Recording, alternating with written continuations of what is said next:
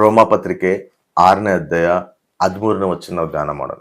ಇದು ಮಾತ್ರವಲ್ಲದೆ ನೀವು ನಿಮ್ಮ ಅಂಗಗಳನ್ನು ಪಾಪಕ್ಕೆ ಒಪ್ಪಿಸುವವರಾಗಿದ್ದು ದುಷ್ಟತ್ವವನ್ನು ನಡೆಸುವ ಸಾಧನಗಳಾಗ ಮಾಡಬೇಡಿರಿ, ಆದರೆ ಸತ್ತವರೊಳಗಿಂದ ಜೀವಂತರಾಗಿರಲಾಗಿ ನಿಮ್ಮನ್ನು ದೇವರಿಗೆ ಒಪ್ಪಿಸಿಕೊಟ್ಟು ನಿಮ್ಮ ಅಂಗಗಳನ್ನು ನೀತಿ ಕೃತ್ಯಗಳನ್ನು ನಡೆಸುವ ಸಾಧನಗಳನ್ನಾಗಿ ಆತನಿಗೆ ಸಮರ್ಪಿಸಿರಿ. ನಮ್ಮ ಅಂಗಗಳು, ನಮ್ಮ ದೇಹ ಪಾಪ ಕೃತ್ಯಕ್ಕೆ ನೀವು ಒಪ್ಪಿಸ್ಬೇಡ್ರಿ. ದೇವರಿಗೆ ನೀತಿ ಕೃತ್ಯಗಳು ಮಾಡಿ ದೇವರಿಗೆ ನೀವು ನಿಮ್ಮ ಒಂದು ದೇಹನ, ನಿಮ್ಮ ಅಂಗಗಳನ್ನ ನೀವು ದೇವರಿಗೆ ಅರ್ಪಿಸಿರಿ ಅಂತೇಳಿ ವಾಕ್ಯ ಹೇಳುತ್ತದೆ. ಮತ್ತೆ ನಮ್ಮ ಈ ಒಂದು ದೇಹನ ಪಾಪಕ್ಕೆ ನಾವು ಒಳಪಡಿಸ್ತಿದೀವ, ಇಲ್ಲ ನಮ್ಮ ಈ ದೇಹಲಿದ್ದ ದೇವರಿಗೆ ಮಹಿಮೆ ಪಡಿಸ್ತಿದೀವ, ನಮ್ಮನ್ನು ನಾವು ಪರೀಕ್ಷಿಸ್ಕೋಬೇಕು.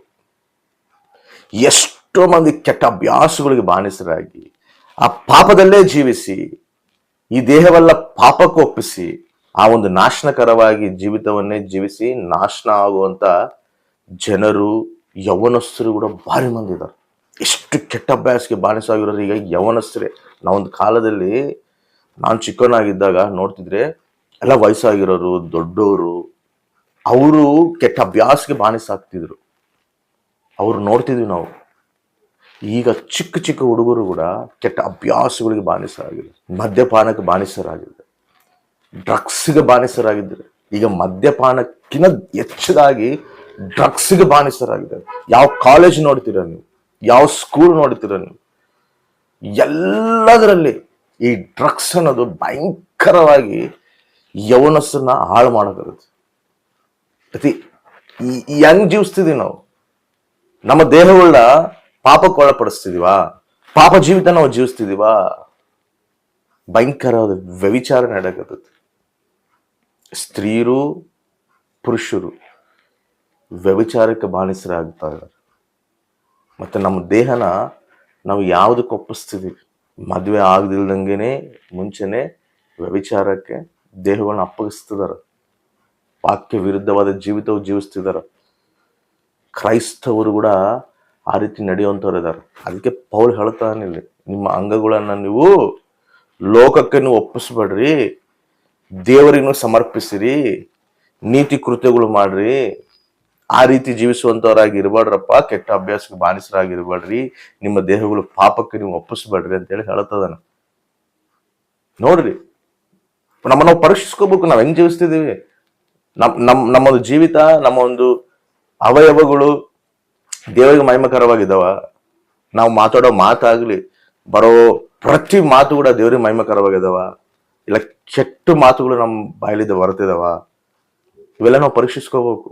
ಎಲ್ಲಿ ನಾವು ನಿಂತ್ಕೊಂತಿದೀವಿ, ಯಾವ ಸಾವಾಸದಲ್ಲಿ ನಾವು ನಿಂತ್ಕೊಂತಿದೀವಿ, ಪಾಪ ಎಲ್ಲಿರ್ತತೋ, ಎಲ್ಲಿ ಪಾಪ ವಿಸ್ತಾರವಾಗೈತೋ ಅಲ್ಲಿ ಹೋಗಿ ನಾವು ನಿಂತ್ಕೊಂತಿದೀವ? ಇಲ್ಲ ದೇವ್ರ ಸನ್ನಿಧಿನಲ್ಲಿ ಬಂದು ದೇವ್ರನ್ನ ಆರಾಧಿಸ್ತಿದೀವ? ಎಲ್ಲಿ ನಮ್ಮ ಹೆಚ್ಚು ಸಮಯ ನಾವು ಎಲ್ಲಿ ಕಳೀತಿದೀವಿ ಅದನ್ನು ನಾವು ಪರೀಕ್ಷಿಸ್ಕೋಬೇಕು. ನಮ್ಮ ದೇಹಗಳಿದ್ದ ದೇವರಿಗೆ ಮಹಿಮೆ, ಇದು ದೇವರಿಗೆ ಗರ್ಭಗುಡಿ ಅಂತೇಳಿ ನಿಮ್ಗೆ ತಿಳಿಯೋದು ಅಂತೇಳಿ ವಾಕ್ಯ ಹೇಳುತ್ತದೆ. ದೇವ್ರನ್ನ ವಾಸಿಸ್ತಾನಲ್ಲ, ನಾವ್ ಹೆಂಗ್ ಜೀವಿಸ್ಬೇಕು?